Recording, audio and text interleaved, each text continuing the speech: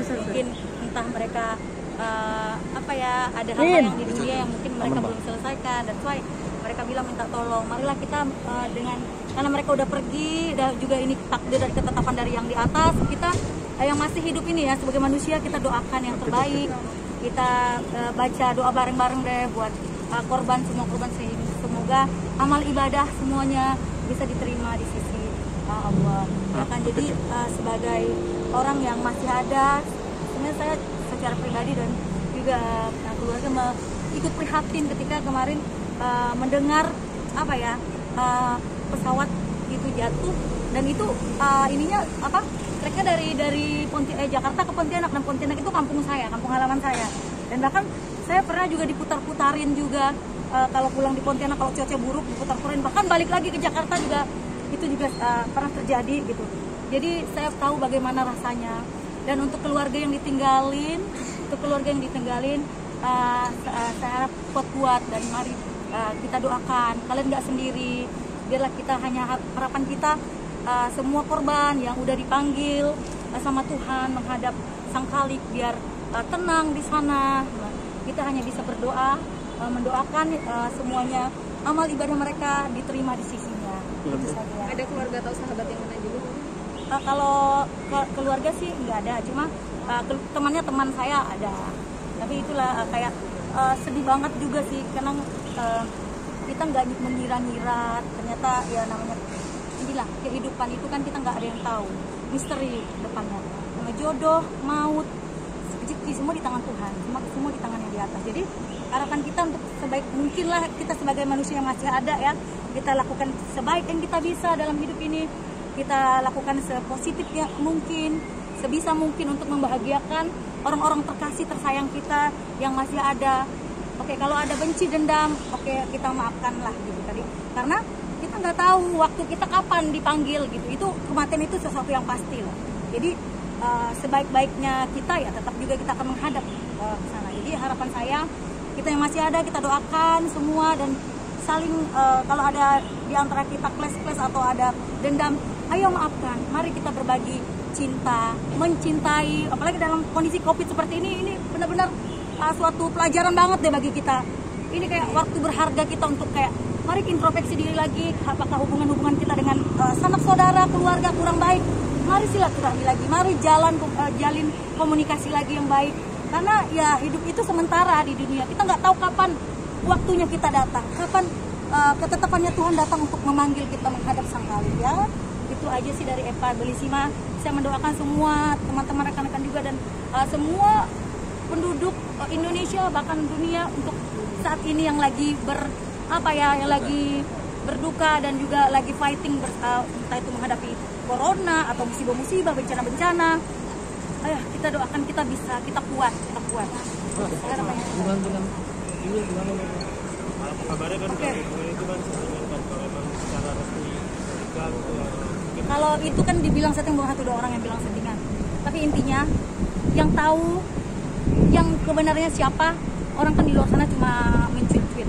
Sebaik apapun orang, pasti ada aja yang coba-coba mengkorek-korek hal-hal yang di luar itu. Tapi saya bilang apapun itu pandangan orang terhadap saya dan kehidupan pribadi saya bersama keluarga atau orang-orang yang saya kasihi, cintain, itu biarlah menjadi bagian kami, bagian penting dari hidup kami, dan nggak ada settingan. Ya kali kita mempermainkan pernikahan, nggak ada. Kehidupan itu mungkin ini settingan by God, settingan dari Allah, dari Tuhan. Karena kalau benar-benar Mbak Rohimah kan nanti tanggal 20 sidang, kalau misalnya dia memutuskan untuk bercerai, ada rasa untuk balik. Kalau bisa sih jangan. That's why aku mengambil langkah untuk mundur, karena harapan saya besar, harapan saya bahwa semua bisa kembali sedia kala, bisa Mbak Rohimah bisa menerima lagi kembali Mas Kiwil, ya namanya walaupun gimana pun kan mereka udah susah senang suka duka bersama selama kurang lebih 22 tahun. Jadi itu kayaknya kalau harus berpisah, mereka itu kayak buat saya juga kayak kesedihan juga. Masih ada komunikasi nggak sih dengan Kiwil sendiri? Masih komunikasi masih. Kalau ketemu langsung mungkin Mbak Legowo untuk mau siapa? apa yang membuat itu? Saya sebelumnya kan ketika udah ketemu sama Bunda Rohimah, saya menyadari benar-benar, saya tahu ternyata saya memposisikan diri saya sebagai perempuan, sebagai seorang ibu, sebagai seorang istri. Saya tahu juga ini berat. Lagi-lagi harus dikasih pertanyaan seperti ini, ya aku bilang ini berat. Aku udah bilang sama dia, tapi apapun langkah yang saya ambil, harapan saya itu yang terbaik bagi kamu, bagi saya, Miski Winda. Karena saya mau semua baik-baik. Komunikasi Mas Kiwil ngerayu untuk balik lagi gak sih? Dia kemarin sih awalnya ya ketika saya telepon atau kita diskusi untuk itu, dia awalnya nggak terlalu ya, tapi dia balikin lagi, dia bilang saya balikin kamu sama Bunda lah. Karena ya dia bilang kalau kalian udah nyaman, udah bahagia, asalkan kalian bahagia dan keputusan, ya saya ikut aja lah, saya ikutin aja lah. Si dia kan begitu agak ya segitu, tapi ya jujur saya juga sedih, beliau juga pastinya sedih. Saya tahu itu, nggak mungkin orang yang berpisah itu bahagia, nggak ada kayak gitu. Jadi intinya saya ikhlas. Ada rencana untuk ketemu keduanya kak? Bertemu dengan Mas Kiwil atau Mbak Rohimah untuk bertemu langsung? Ya pasti itu nanti next, cuma kita lagi next time pastilah aku ingin semua baik-baik saja. Ada nggak ada hubungan saya lagi dengan Mas Kiwil, tentunya saya mau tetap berhubungan baik dengan beliau, karena walaupun gimana Mas Kiwil lelaki baik, lelaki yang saya kenal, yang pernah saya cintai. Ya saat ini juga kalau bilang sayang, saya nggak akan ada di pernikahan kalau saya dibilang nggak apa main-main dengan beliau, tapi dia Oke, tahu. cukup ya. Oke. Kita ketemu lagi nih. Aku bilang kan intinya ini pilihan sih, kehidupan itu adalah pilihan, dan kadang pilihan saya keliru mungkin atau apa, tapi yang whatever kemarin kalau dibilang kamu nyesal nggak sih atau apa sih yang buat, nggak ada yang saya sesal, semua saya syukurin dalam hidup saya, baik buruk kejadian, susah senang, kepahitan demi kepahitan yang saya lewatin. Saya yakin ketika Allah atau Tuhan dikasih saya cobaan tidak melebihi kemampuan saya juga akan diberi kekuatan untuk melewati itu seperti yang udah.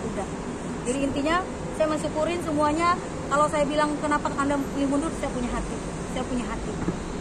saya nggak mau hidup dibayang-bayangi rasa bersalah terhadap Bunda. Dan saya juga perempuan, saya seorang ibu. Balik lagi saya tegaskan, saya mencoba memposisikan diri saya sebagai perempuan. Saya mencintai kaum saya mencintai wanita, saya mencintai dalam konotasi ya saya juga seorang wanita gitu loh. Jadi ketika juga Anda pasti memposisikan diri Anda, pasti Anda juga bisa tahu bagaimana rasanya. Sejak memilih mundur, Bunda Rohimah mungkin berterima kasih atau gimana? Ya untuk saat ini sih ya pasti adalah dia bersyukur ya, karena ya mungkin saya juga sebagai wanita juga akhirnya mengerti gitu, dan karena satu hal, Bunda Rohimah yang sekarang bukan Bunda Rohimah yang dulu lagi, dan saya menghargai itu, ya beliau pasti punya alasan juga, karena nggak harus sama terus kan, orang bisa berubah, banyak hal yang membuat orang bisa berubah, nggak harus kayak dulu sama Maggie bisa kok, sama Apple bisa nggak bisa, mungkin Apple bisa nggak gitu, nggak ada dalam hidup kita ini yang terjadi itu sia-sia atau kebetulan, semua pasti ada hikmah di balik ini, semua ada tujuan dari yang di atas. Oke, itu aja. Makasih ya semua teman-teman, thank you.